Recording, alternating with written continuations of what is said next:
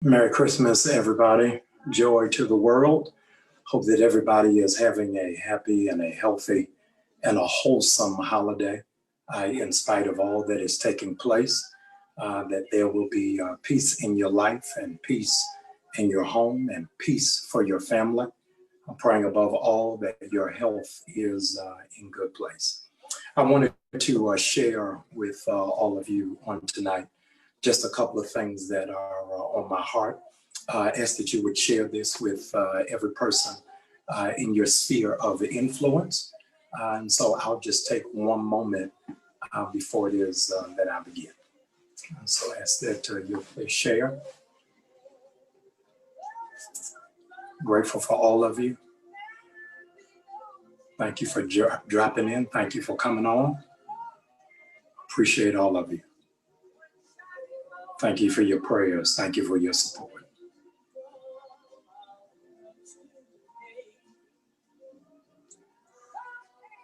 All right, we'll start in just 1 minute. In just 1 minute, we'll begin. I'm sorry.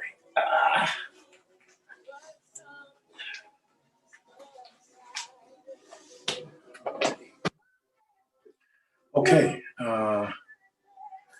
get my binder, and I don't want to keep you long, but I wanted to make sure that I had everything that I needed for tonight. Let me first apologize for the delay. I know ordinarily you would have looked to hear from me sooner and earlier, but I've been busy campaigning around the state of Georgia as we are in a very critical election for 2 senators to be elected. My Morehouse brother, Reverend Raphael Warnock, and John Ossoff. Early voting started here on Monday, and I'm glad to be a part of the Black Church PAC that is navigating and mobilizing churches around the state of Georgia for us to have record turnout.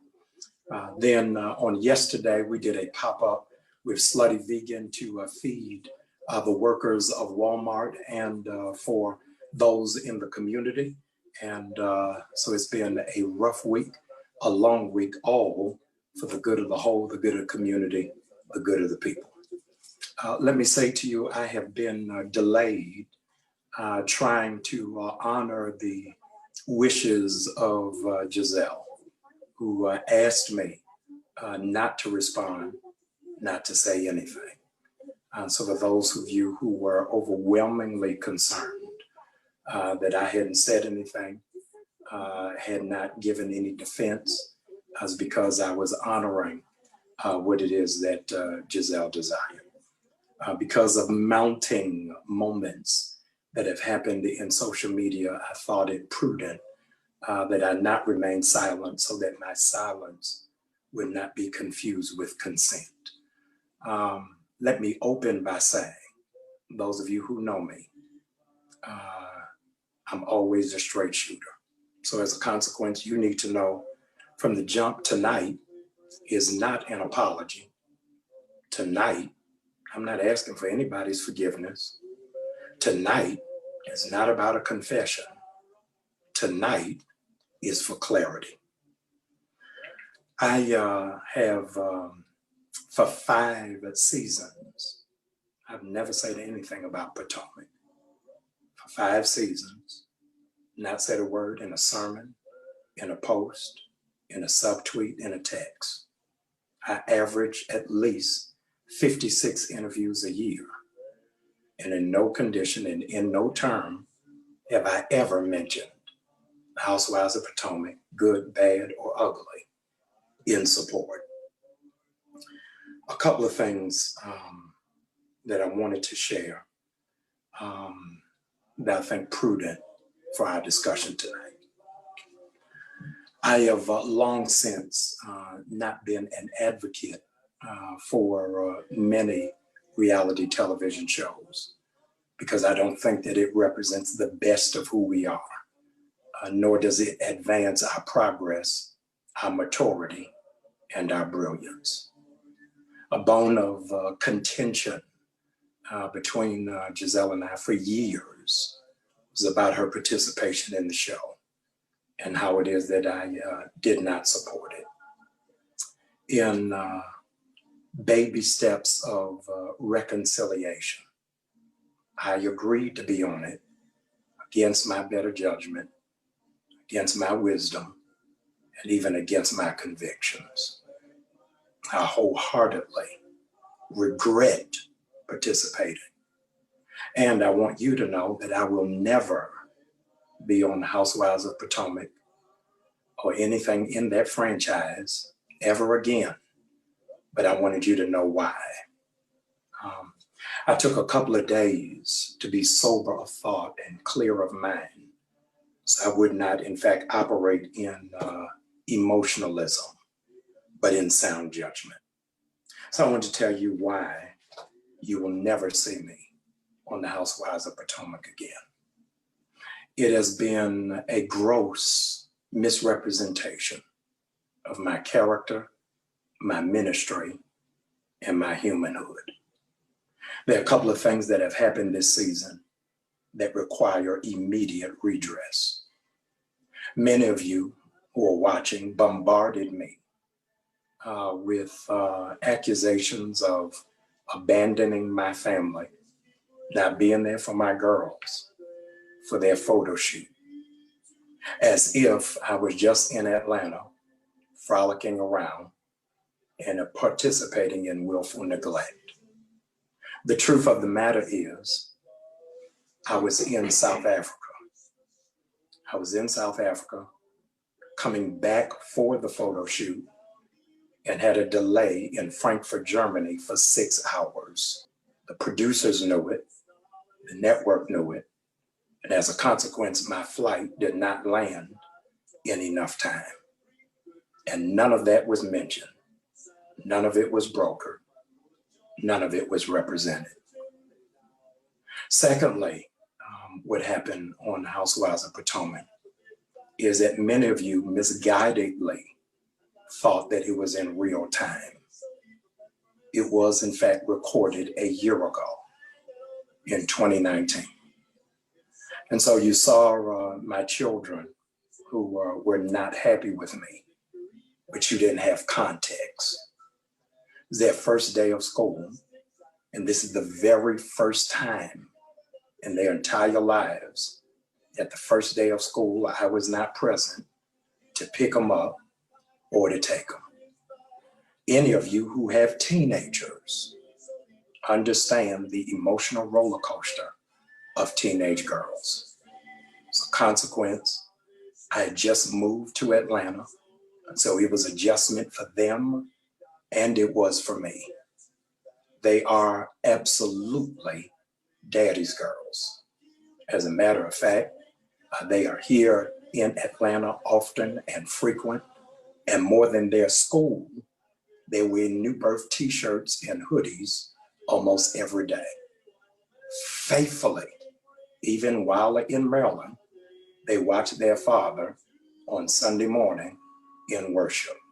I have a very healthy relationship with my children, which I value and which I absolutely don't take for granted. The third thing that was put out there pejoratively was disparaging remarks made by my father-in-law, Mr. Curtis Graves, who is 83 years of age.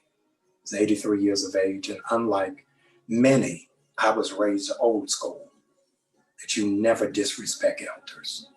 I honor him. He's an amazing man, has had incredible accomplishments, and he has every right to feel protective over his daughter. I've been divorced for now 10 years, and he and I have not had a heart-to-heart, man-to-man conversation about me breaking the heart of his baby girl. Anybody who is married or been married understands that working with in-laws is a process and it is a journey. So that was, in fact, one of the very few times in 10 years that we have been in proximity. But I want on record that I honor him. He's made tremendous strides in history. He is my fraternity brother, and I want my children to always know that I honor their grandfather and Giselle's father. I then want to move. Let me make sure I'm on the right page of my binder, because you can't bring me receipts if I got the cash register. So let me press the cash register. Yes, I dated a young lady in New York. In case you all missed it, I've been divorced for 11 years, and single people date. When you date, sometimes it works and sometimes it didn't. In this instance, it didn't. Nothing immoral, illegal, or unethical took place. It did not work out. There is some clarity that needs to happen. I'm not married. I'm not engaged. So some of you have a strange relationship with language. You can't have a mistress while you're single. So I never had a mistress. As a consequence, she has never been to visit me in Atlanta, never been to Newburgh, never been in my home. I've never been in her home. Now, you would think that things just move forward and people move on. They don't. So if we're going to show text messages, let's show all the text messages. Let's show the text messages of the young lady asking to fly to Atlanta for my installation. Show the text message where I said, no, it's not a good idea. You're going to show the text message, show all the text messages where you asked to come down for Memorial Day. And I said, no, you can't come here.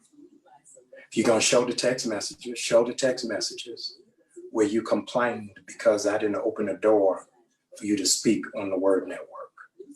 You're going to show the text message, show all of them, how it is that you wanted me to hire you to be on staff. I told you weren't qualified. And so January, I brought in new staff members, 3 of them.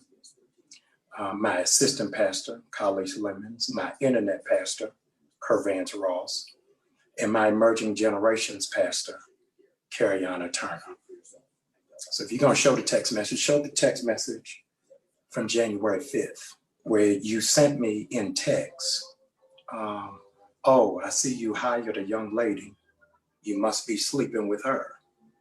To which I responded, no, I didn't even know her before I hired her.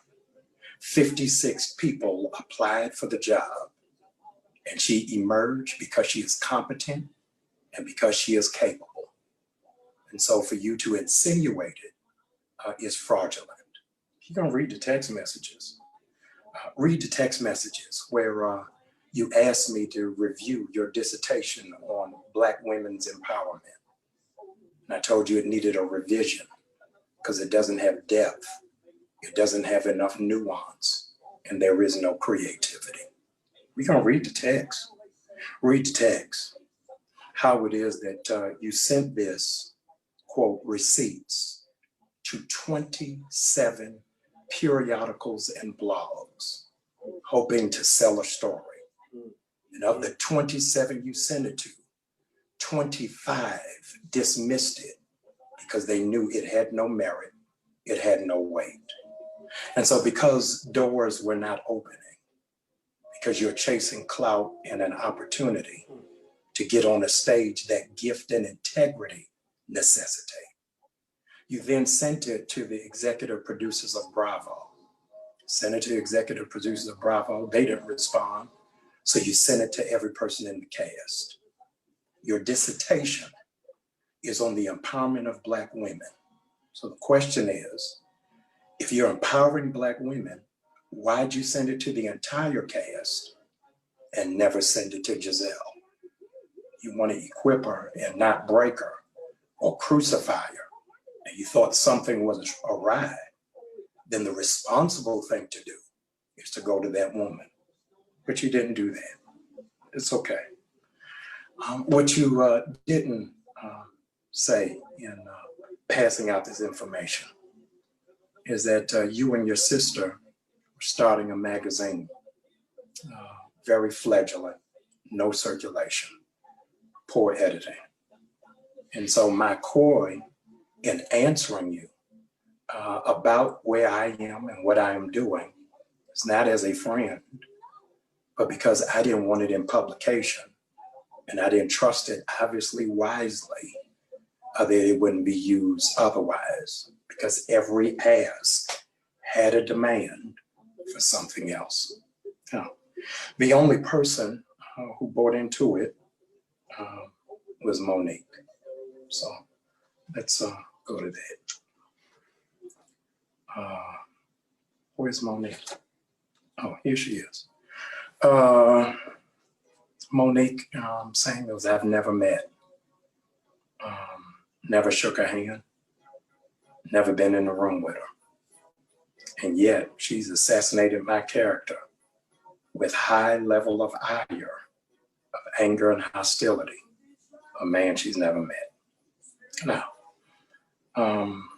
I've got to address this because on national, international television, you've labeled me a holy whore, I think is the word you used, holy whore. And so I need to give some address to that. I'm not sleeping with any woman in my church, and I have no babies in my church, and I have no inappropriate relationship with any woman in my church. Now,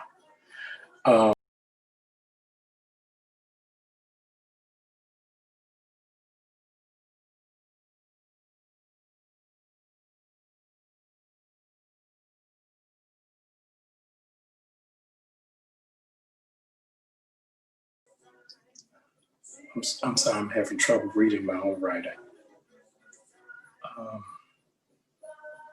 Oh, here it is. So I understand what the hostility was about and why the redirect of attention was on me. The redirect of attention on me, you teamed up with your best friend, who rest in peace has gone on to be with the Lord, and generated a story because you wanted to redirect because you thought a story was getting ready to break, that your baby is from your trainer. And that's what got your husband upset because he thought Giselle leaked it. And I want to tell you, Monique and Chris, it is not Giselle who leaked that, but Monique, your best friend, Gigi. We had nothing to do with it. You came hostile and angry, and it was misdirected rage. Misdirected rage because you live in a house with a man who has anger management, who doesn't mind expressing volatile behavior. And everything that I'm saying tonight is not conjecture. This is not murder. This is self-defense. And so on Sunday, for the first time in 5 years, I'm inviting my audience to watch the reunion, Housewives of Potomac, where you will see Monique's husband try to attack my wife, my ex-wife, Ann Robin. And security had to be called, and he had to be subdued. And I'm very concerned. Monique, you all have my phone number as you expressed on the show, but I had you all's address. And because of grace, I didn't respond to that. Chris, you've got to take care of CTE. Yeah. Some of your former teammates contacted me, they're concerned. Said, Jamal, please don't respond because CT is a progressive degenerative disease from a history of trauma to the brain. And so just last week, you had an outbreak again of verbally assaulting a Black woman in Safeway. We have the footage of that, but I'm not going to air that. But I'm asking you to please get help. I've tracked down your pastor, so all of what I'm saying is in love, so that your pastor can help you get the help that is needed and that is necessary. None of this really necessitated happening. I've not bothered any of you. I've not said anything disparaging against any of you. I've not attacked any of you. But I thought it was necessary for a couple of reasons. I thought it was necessary because of the failures of my past. It made the accusations of the present believable. And many of you began writing on my social media with no information, began attacking me with no information, start going all the way in with no information. And I wanted believers to know that no matter what it is that you did in your past, you can outlive it in your present. And regrettably, those of you who have said the most vile, nasty, and negative things did it behind scripture. You did it under the guise of being saved, not calling for prayer, but immediately calling for crucifixion. I didn't say that I was perfect, nor do I pretend to be.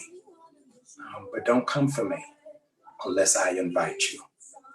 All of us are in a journey of a process of trying to be better, trying to work out, and I am one of them. And so you have to forgive me because I'm not going to hold you long. Pastor, why are you running? I'm running because I got to get ready, because Saturday I got to feed 8,000 families in Atlanta who don't have groceries. I think I got to announce that here because none of these bloggers are going to write about that. I got to go because as soon as I finish that, I got to open up Christmas City for 1,000 disadvantaged children whose parents are incarcerated, they're in foster care, or their parents have been laid off in COVID. I got to go because I got to go further, make sure that by January 5th, we elect 2 senators from the state of Georgia and flip the state and change the nation. I got to go because I'm not called to entertainment.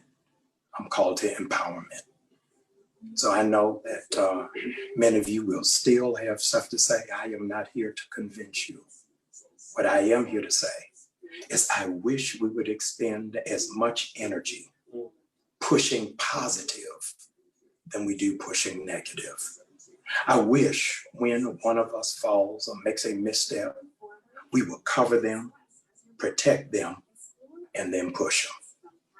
I wish that at some point or another, we would mature and reason together. I live in Atlanta, but I'm from Baltimore. I want to wish all of you a Merry Christmas and to all a good night. God bless you.